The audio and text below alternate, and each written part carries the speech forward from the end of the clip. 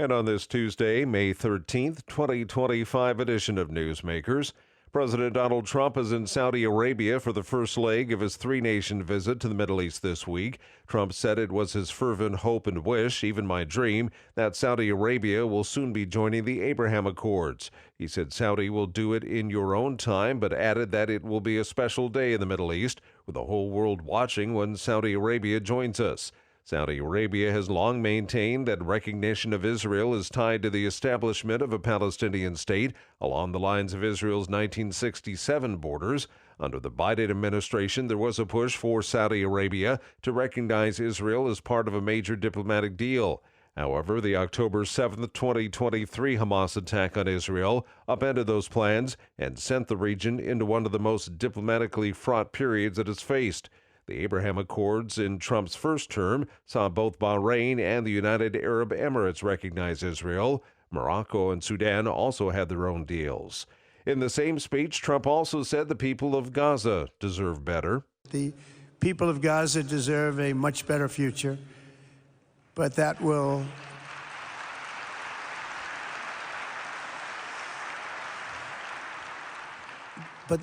or can not occur as long as their leaders choose to kidnap, torture, and target innocent men, women, and children for political ends. The way those people are treated in Gaza, there's not a place in the world where people are treated so badly. It's horrible. Meanwhile, Israeli Prime Minister Benjamin Netanyahu says there is no way Israel will halt its war in Gaza, even if a deal is reached to release more hostages. His comments are likely to complicate talks on a new ceasefire that had seemed to gain momentum after Hamas released the last living American hostage yesterday in a gesture to President Trump. The U.S. Justice Department is opening an investigation into a proposed Muslim community in North Texas. It comes at the request of Senator John Cornyn, who says religious discrimination and Sharia law have no place in the Lone Star State. Attorney General Pam Bondi said in a statement that they want to know if the developers of Epic City could discriminate against Jewish and Christian Texans. The planned community is about 1 hour northeast of Dallas. It includes hundreds of homes and a school centered around a mosque.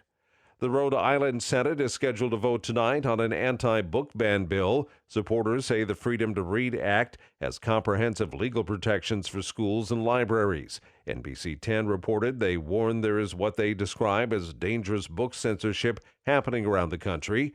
The state chapter of Moms for Liberty, which is a group that wants to ban books from schools that deal with gender and sexuality, is opposed to the bill.